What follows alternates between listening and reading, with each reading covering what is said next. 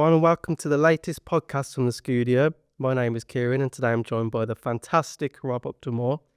Today we'll be discussing everything Brew Monday. So at Skewb, we're all about championing the power of connection, and that's why this year we're turning Blue Monday into Brew Monday. Whether you're catching up with a friend, a family member or a colleague, taking the time to share a cup of tea or coffee can spark meaningful conversations and brighten someone's day. This Brew Monday, we are going to be setting up our own in-office break space where Skewbers can take pause, show kindness, and remind each other that small gestures have a big impact. So Brew Monday is such a meaningful initiative, especially when it comes to promoting connection and breaking down feelings of isolation.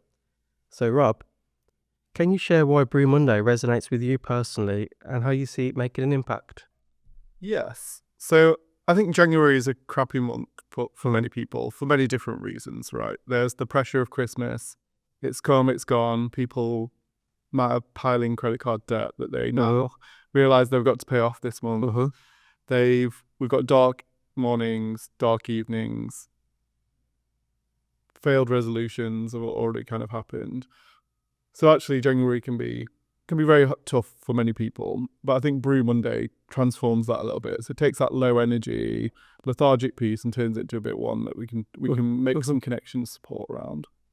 And I think when Dawn said to me, Brew Monday, it's just one of those small things that creates a safe space for people to have conversations and feel like they can reach out. Personally, for me, I think on a personal note, I think from the value of connection is so important. Obviously, I have a very busy lifestyle, a long way from home. Connecting with Skewbers is really important to me because that's my interaction with people. If I came to work and it was very isolating, I'd also be going back to a hotel room on my own as well. Right? So actually connecting with Skewb is how I function throughout the week. I think breaking down that isolation and knowing when to reach out is probably something that I learned a good few years ago around actually how do you foster that relationship with a trusted advisor in that world of Skewb, because actually your friends are there, even if it's 10 minutes on the way to work in the morning, 10 minutes after work. It breaks down that whatever you were feeling and makes it kind of dealable, right? Totally. I suppose it's like the difference from you go from that isolation and all the maybe negative things you mentioned at the start of the year, and it's turning that into leaning that with other people, right? And almost connecting through a negative and turn it into a positive. Like, you're completely right, and I'm the same. Like, fostering that connection through other people is, rolling it together kind of thing. So exactly. I think that's really powerful. Exactly. We're all going through the same thing, and I think our actions can have a ripple effect, right? So if we personify what's good about Brew Monday, then actually other people are looking at and using us as a bit of a role model, and it can promote awareness and break down that stigma that's associated with mental health. I love it. Totally agree. So you mentioned obviously, how what it means to you. So go further into that on your personal growth and self-reflection. I know you've mentioned on LinkedIn, the significant work you've done with yourself this past year in terms of your health, lifestyle, and mental health. Tell us a bit more about that journey and what inspired you to take that first step. Yeah, so obviously I'm now a gym hero, Kieran. I know you can see that from what I am now. Of course. But it was actually a conversation with Dan Adcock and Shashi around how do you create a routine or a habit that's healthy. So probably this time last year, my routine was probably waking up 15 minutes before I got to the office. I worked my normal day. When I'd get back, I'd continue to work. I'd have crappy food from the Warwickshire with a nice pint of beer followed, and I would do that 4 or 5 nights a week. I was never like obese. But you can't see what's going on the inside. Yeah, right? Because actually, how do you create a healthy habit? So I started to go to the gym. So I work with a company called Gay Man's Coaching. A little plug for them here. But for me, that was really important because actually, GMC was someone that understood me and understood what my constraints were with going to a gym. It's not where I naturally feel comfortable. But actually now that's allowed me to have kind of a regular routine. So I log all my nutrition, even on holiday. I hit the gym 4 times a week, and I prioritize that and ensuring I get that done. I've got someone on the other side help maintaining my accountability for that. Sometimes I don't need GMC because I've got Shashi to ensure that I'm in the gym even at 5:40 in the morning. But actually, what's that done? I guess is it's given the ability to have a clear mind. So I go to the gym at 6 o'clock. Do I always want to be in the gym at 6 o'clock? Absolutely not. But I can guarantee by 7 o'clock, I'm thankful that I actually went to the gym. It's created an energy. It's given me habits. It's given me a routine. And just that small change has led to like such significant growth, both in my personal life, but also my professional life. I don't think I would be where I am today without kind of doing some of that gym work. I think what underlines all of that is that recognizing that prioritizing myself wasn't selfish, and it wasn't going to hold me back in my career, or it wasn't going to mean that Stevie and I were going to spend any last time together. Actually, it was completely necessary to make my work life better, and it's made my relationships better as a consequence as well. That's absolutely amazing, and you should be really proud of yourself. You know, Yes. it's not an easy thing to do, right? Especially when, like, even with me having no gym experience or any of that kind of lifestyle, making that switch, it is a drastic change to your life, and you know, it takes a lot, especially on the days you don't want to do it. You know, those are the days that are probably the most important, right? Because it's easy to do it when you want to do it. It's difficult when you don't want to do it. But I suppose knowing how good you're going to feel at that 7 a.m, that's what keeps you going, right? And inspires you to keep going forward. So that's really powerful. And Yeah, and like literally with a nail on the head with so my trainer will message me 6:10 if I'm not going to the gym, and one of the things that he always says to me is it's easy for people to train when they want to train. It's really difficult to get yourself into the gym when you don't want to be there, but that's your biggest win. yeah, exactly right. It's easy, yeah, and the gym is not my natural space. That's not where I feel comfortable. But I force myself into it. I love it. You should be really proud, genuinely.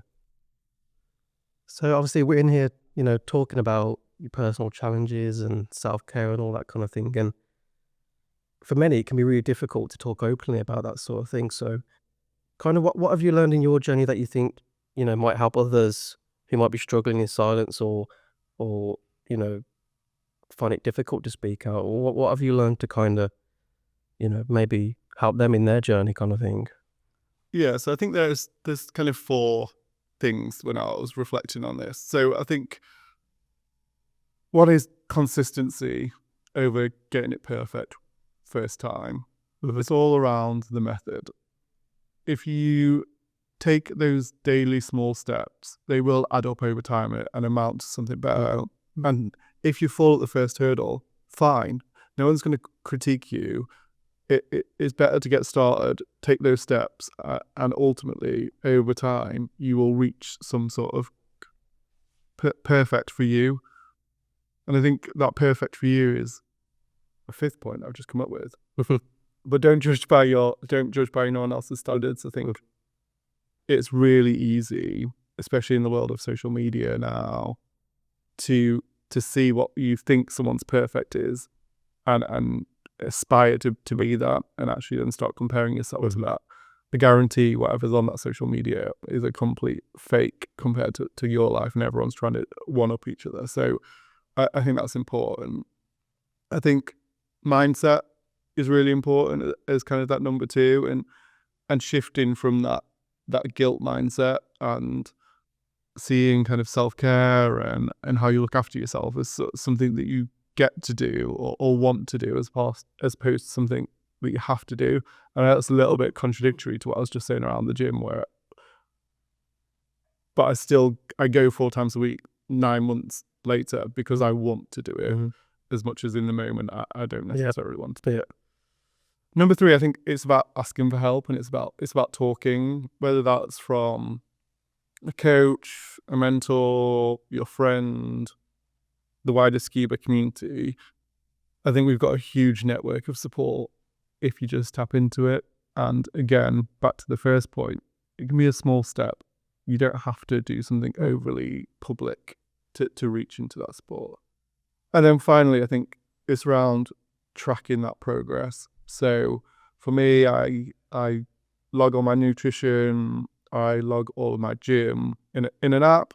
And the reason for that isn't so that someone can kind of critique and say, have I done what I was supposed to do or not? But those small wins are really motivating. So you hit your protein target another day in a row, well, what a win. And that's all controllable by whatever I choose to put in my mouth. So actually, those small wins keep you going and build and get you in the right direction. I love that. I love that answer. Yeah. I mean, the biggest thing for me was, taking from that is don't be hard on yourself, right? So set your own goals and don't compare those goals to what other people might or might not be doing. It's your journey. So, what are you striving for? And if it is tiny little wins that, as you said, it might be just hitting your protein target. Well, take that win, because as you said at the start, these little wins add up to the bigger picture. And yeah, I love that answer. That's really good, really good. So now we're in 2025, we're in the new year. I know you've been taking on a series of challenges for the year. Firstly, how did that come about and what made you want to do that? And secondly, how do they align to like the themes of, Brew Monday, we've connecting and growing and reaching out to others? Yeah, so I think I've spoken it previously around balance. Now, balance for me is a bit of a trigger word because I think, especially when we kind of refer to like work-life balance, we seem to have this ideal that hangs around and there's this accepted work-life balance and it's a perception and it goes back to kind of what we've already been talking about, but balance for me looks different for everybody.